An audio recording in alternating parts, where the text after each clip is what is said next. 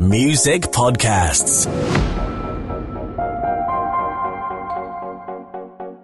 Hi guys, welcome to Learn Kenyan Law with Wanjiku. I am your host, Wanjiku Mwangi, and as we promised, today's episode is going to be on consumer protection. And as they say, a market without consumers will be a night sky without the stars and the moon. So I have a guest here who is going to help us understand consumer protection in the aviation industry. Karibu sana. Thank you so much. Please introduce yourself. Hello guys, my name is Kennedy Mwirotsi. I work in Houston Airport. I'm also in the aviation security department and the flying department. Great. So I like the fact that you're also in security as well, because of course when it comes to consumer protection, sometimes we have unruly passengers. First of all, let us even start with those ones. Absolutely. What happens when you get an unruly passenger on a plane? What are the laws that govern such areas? Now, when you find an unruly passenger, because of course you'll always find them, they can never miss, and that's why they say in a market you can never miss mad people. Yeah. And there's a procedure as to how you need to handle the unruly passenger. First and foremost, as the cabin crew, you are in the aircraft, because on the other side you are the one manning the aircraft. Mm-hmm.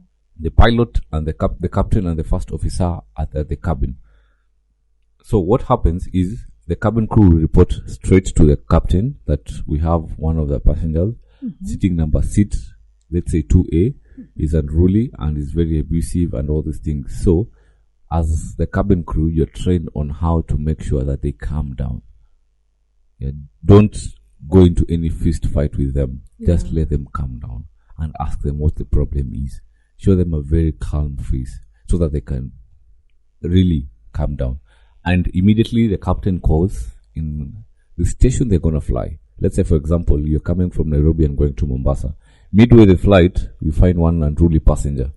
And the captain has already reported. So he reports to the Mombasa airport and with the air traffic.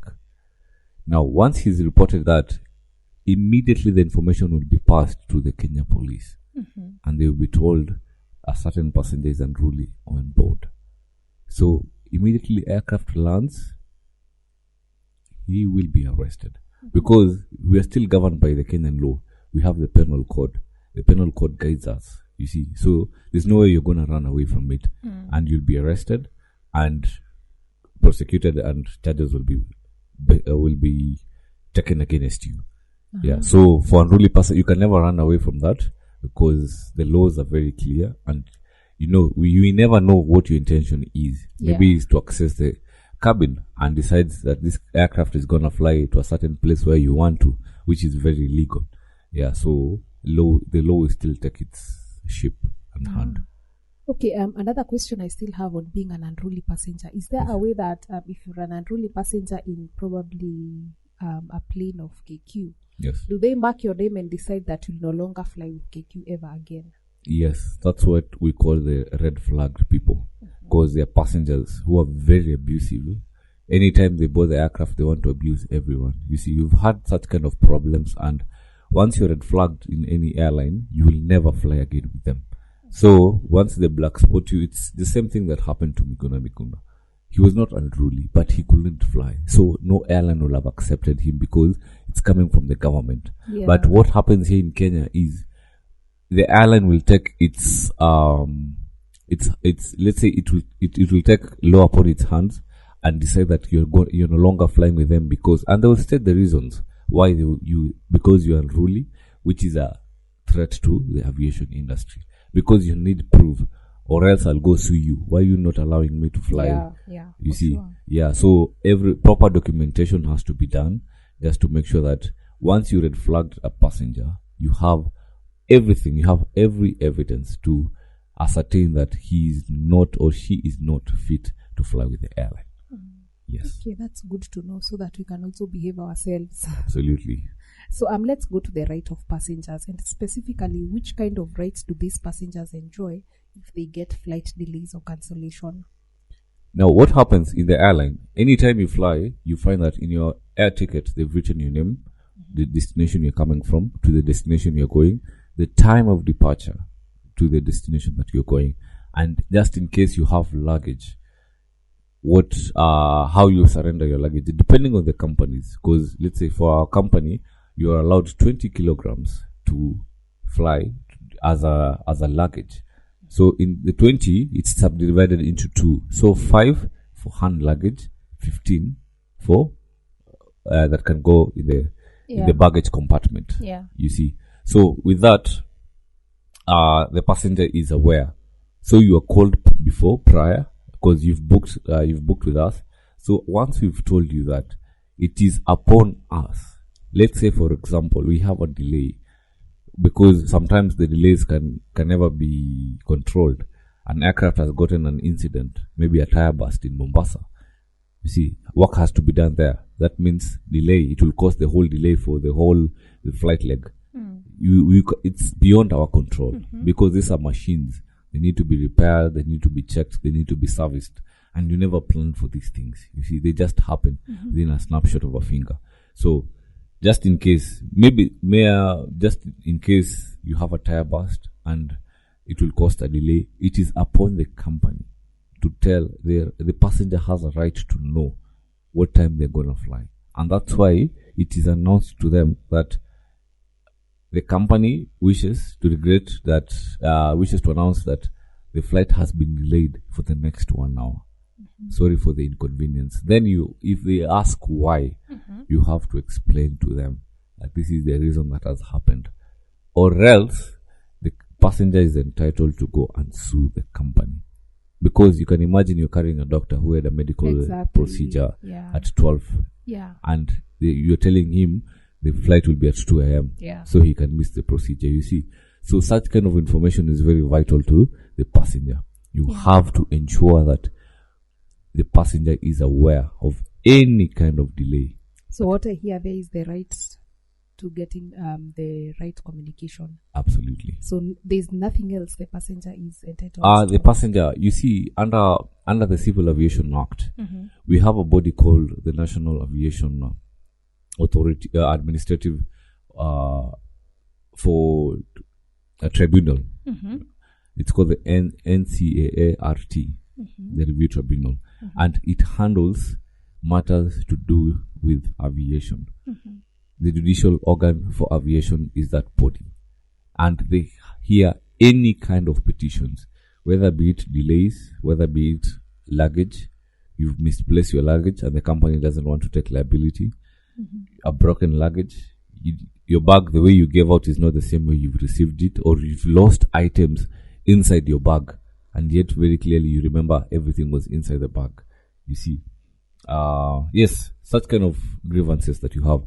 So in case you have any grievances and you see the airline is not working towards making sure that you get the right customer satisfaction from your side, you are allowed to go to that body. And that is when now they have the jurisdiction to hear on those matters. So you will find the passenger is entitled to so many rights in the aircraft, but they are limited. They are not absolute. They are limited. Yes. Okay, that sounds interesting. And I like the fact that you've also mentioned about your baggage being, if there's a baggage delay, damage or loss. Yes. So one of the rights that I have as a passenger is I can report it, or rather I can sue at the tribunal. Yes. What else? What else should I know if my baggage is lost? Now, once your baggage is lost, is because what you need to be very careful. And majorly in, maybe for example, your luggage has been tagged as going to the baggage compartment.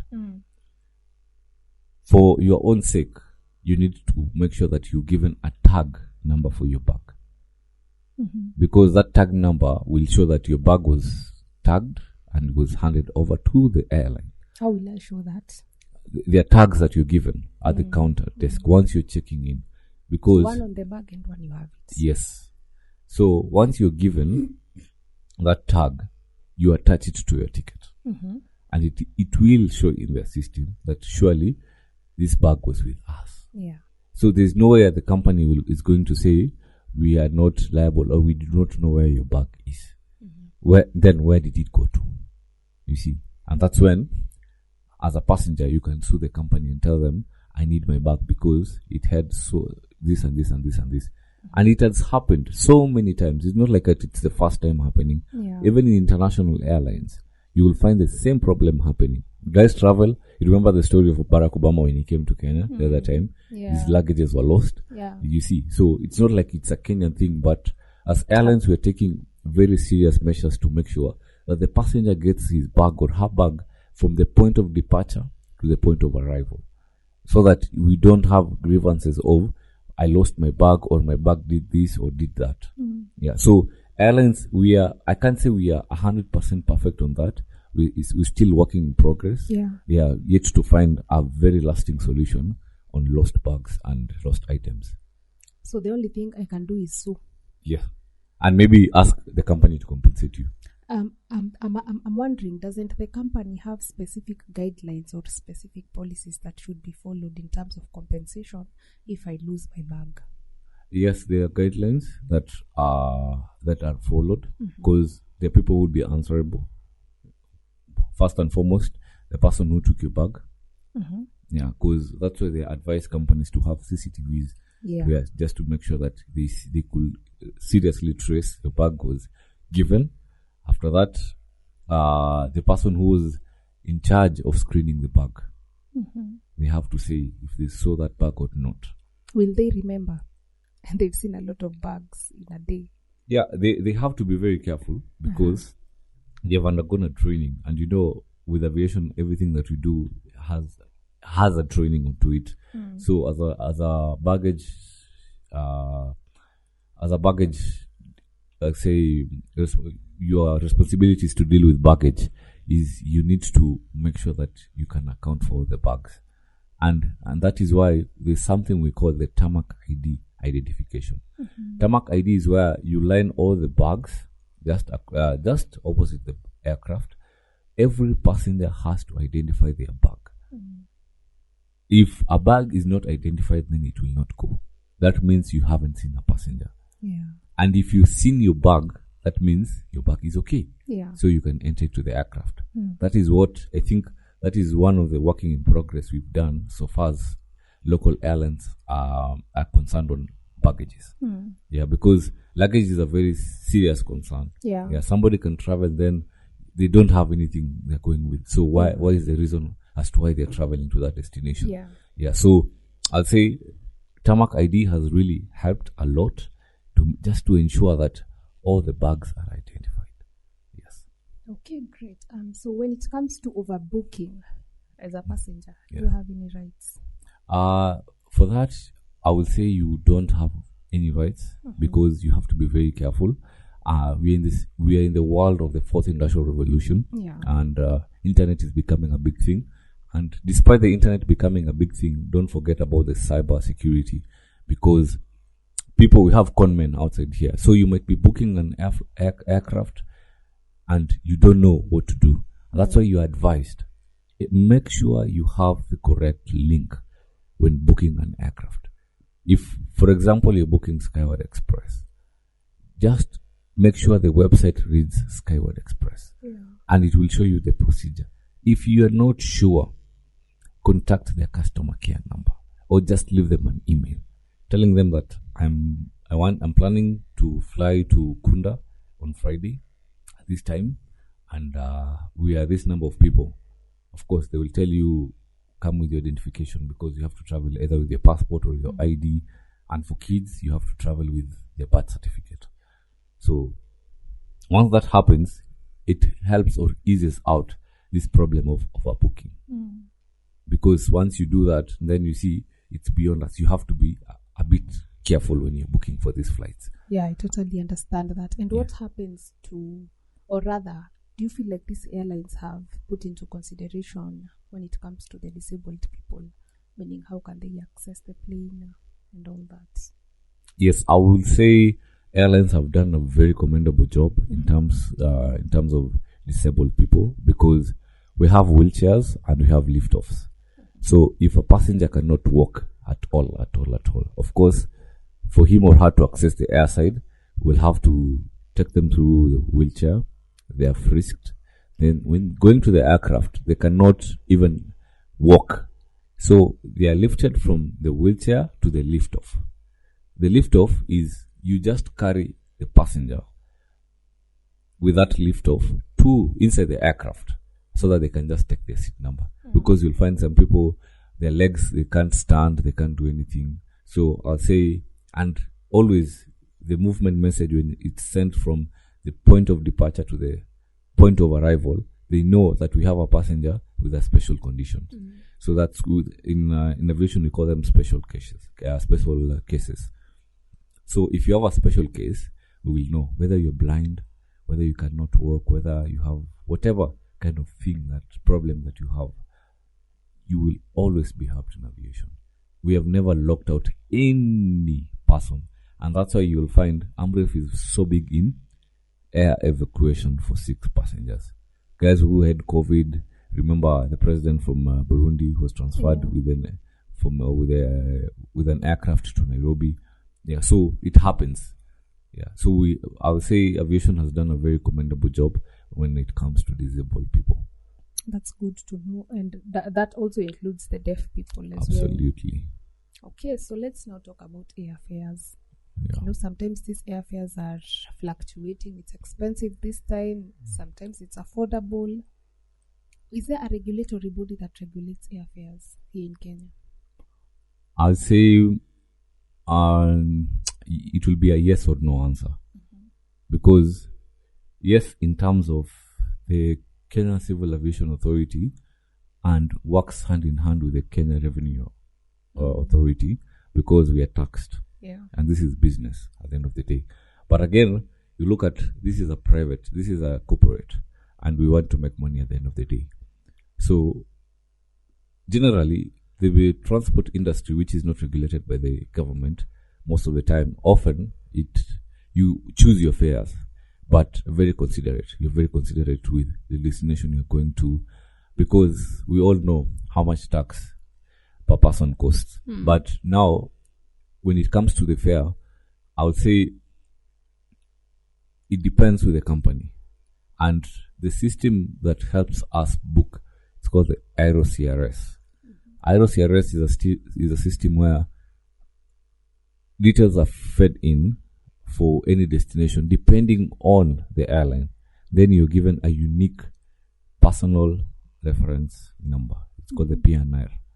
So in the PNR, that's when it's easier for you to see this passenger is traveling from this place to this place. You see. So with them, they've given us our rights. So we know we're the ones to regulate the fares. Either we put it high or we put it low, depending on the season. Because our aircraft is free tomorrow, and we have to pick passengers maybe from Mombasa, and there are many in Mombasa. But from Nairobi to Mombasa, we have few. Yeah. So we decide, okay, let's do 3,500 shillings, Kenya shillings, you see. So once you do 3,500 Kenya shillings, so many people will book and they will go. It doesn't mean that the next time it's going to be 3,500. We can decide to put it at 4,000 or 5,000, you see. So with corporate, I'll say majorly we are not regulated with how much money we are supposed to charge. And what other factors or what other requirements apply when it comes to pricing? Pricing, because you have to look at the business aspect of it. We are paying fuel, we are paying navigation, we are paying landing fees, and of course the crew has to be paid. Yeah. So when you look at when you put all those things into consideration, you find that the prices are going to be a bit high. Not that much high, but it will be favorable for somebody to travel from anywhere you want to go to. As far as there's an airport, it becomes easier for you. Yeah. Okay, and do you feel like we have other general consumer protection laws aside from what we've spoken about in terms of the relevance of the people who are operating in the aviation industry? Is there, as a consumer, am I protected? Yes, you're protected, and that's why I echoed the NCAA ROT. Also, you find that majorly when it comes to matters consumer protection, and this in aviation industry, the only problem we have is cancellations of flights, delays, lost bag, broken items, and stolen items in the bags. Those are the major consumer protections you will find in the aviation industry. It's not that much because much of it goes into the safety, security, and the operation part of it. But when it comes to matters consumer, as a passenger, as a user of airlines, there's a way the law has been made to only deal with security and the safety. That's why majorly you will not hear so many cases of delays and of companies being sued. If a company is sued, then you know there's a problem. But of course, there are cases that have been, guys will go to court, oh, my bag went missing. I didn't find the time they say that we're going to fly, it's not the same time. I gave an example of that doctor who has a medical procedure at a certain time. You see, such kind of things. Yeah, but all in all, we are working to make sure that all the consumer rights are well protected in the aviation industry. Okay. Yeah. So in conclusion, I'd also want us to talk just a little bit about how do we handle complaints? How do people in the aviation sector handle complaints? So regardless of whether my baggage has been lost, whatever reason it is, how does the aviation industry handle these complaints? Yeah. Okay. Thank you. We have a customer feedback where the customer can always give their views and they can always review the company. Yeah. And that's why we have a commercial department which deals with the reservations of tickets. This is where the passengers are allowed to say whatever grievances they have concerning your flight. You see, and in the world of the social media age, you find that in this digital space, people will complain so much about airlines. But as airlines, when we receive such kind of messages, what we do is say, we have found a finding. There's a finding. And a finding is a mistake. So how do we correct it? How do we close that finding?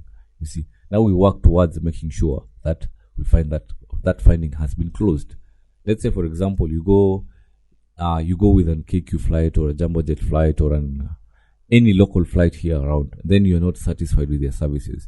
You ask for something, nobody is responding, or maybe the cabin crew is being a bit rude to you, doesn't want to offer you the correct service. You see, there's a channel that you can do it, you know. So aviation has the customer feedback service, whereby all the customers can always say what their grievances are, so that once that finding has been found, we need to close it. And in closing it, we are trying to say it will never happen again. We're trying to be perfect, because one of the industries that is most regulated here in Kenya is the aviation industry. Anything you do has to be in paper. Even you raising that complaint, you just need to have the evidence. This is what was said, because there are forms you're gonna fill and write, because you have incidences. Let's say, for example, your mom was traveling, or your dad or your relative was traveling on an air and he dies on that aircraft. So who are you gonna blame? And maybe it's out of natural death, because we've seen it. Guys travel and they know they have medical conditions, health conditions that they cannot fly. But you can't put it in your heart and say, I will never fly with that airline. For your customer feedback service, of course, you will have to write to them. They need to explain, because there's a whole process of how the investigation will be done. And even informing the family, the immediate family, what happened, what transpired, what was the condition. And it's only a medical licensed doctor who will come to pronounce the person dead. The captain can't, the cabin crew can't, no one, unless it's a medical doctor who has been approved by the KMPDU to make sure to say that this person is dead. Yes. That's really interesting, and I like the fact that you've talked about accidents and liabilities that we normally have in planes. Yes. And I feel like that should be our next episode, of course, because that's very important. But in regards to consumer protection, one thing that I'm hearing from you is that it takes a lot of honesty and gentleness to make a customer happy. Absolutely. Same case as we do it here in our different dealings when it comes to businesses. It's the same thing that I hear should be applied when you're trying to fly out and enjoying the travel. Absolutely. So again, I really appreciate you enlightening us. It's been a very informative talk, And again, guys, if you have any kind of questions, feel free to ask, and be sure to listen to us in our next episode, where we're going to be talking about accidents and liabilities when it comes to the aviation industry. Bye. Music Podcasts, the home of podcasts in Kenya.